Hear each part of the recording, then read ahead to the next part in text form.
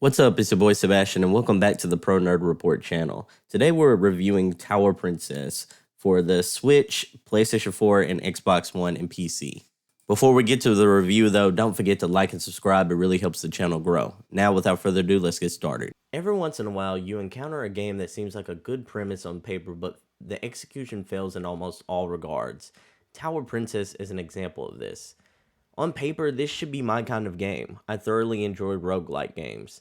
However, this 3D roguelike platformer doesn't hit the highs of other games in the roguelike or platformer genres. Before I continue this review, I want to say that I take no pleasure in giving this negative review. Despite the response from this game, I hope that the developer OK Team keeps making games. So, what is Tower Princess in a nutshell? Well, you play as a knight, and you escape from a tower with a princess. At the beginning of each run, you can choose which class of knight you'd like to be, a musketeer or a swordsman.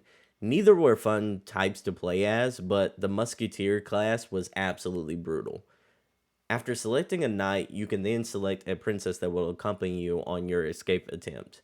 As you go through the limited areas in the game, you will find other princesses in cages that you can unlock to rescue later. These princesses have abilities that you can use to help you through your journey, and you can upgrade them by giving them gifts.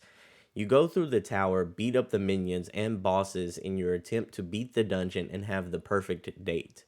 So let's talk about the gameplay. One of my big criticisms that I have about the game is the combat itself.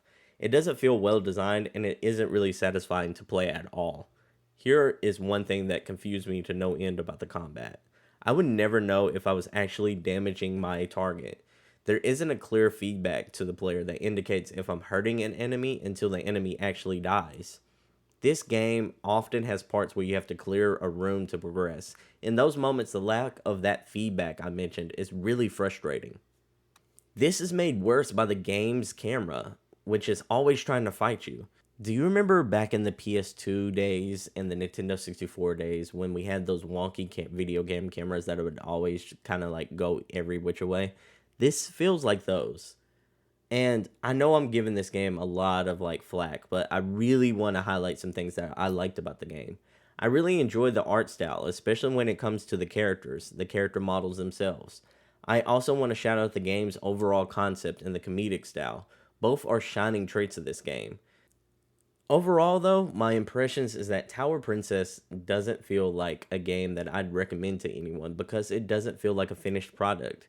Tower Princess feels like a game that's still in beta. It's a cool concept. There's a foundation here of a game that could be a really good experience. It's the execution that leaves a lot to be desired. With poor gameplay, lackluster enemies, and basic areas to explore, Tower Princess is a game that feels like an unfinished building that was labeled open to the public. Sadly, I'm gonna give this game a 3 out of 10. Thank you so much for watching this video. If you like what you saw, hit that like button. If you want to stay up to date on all things the ProNerd Report, including more game reviews and the ProNerd Report podcast, go ahead and hit subscribe to stay up on all things the ProNerd Report. Thank you again for watching, and we hope to catch you in the next one. Peace.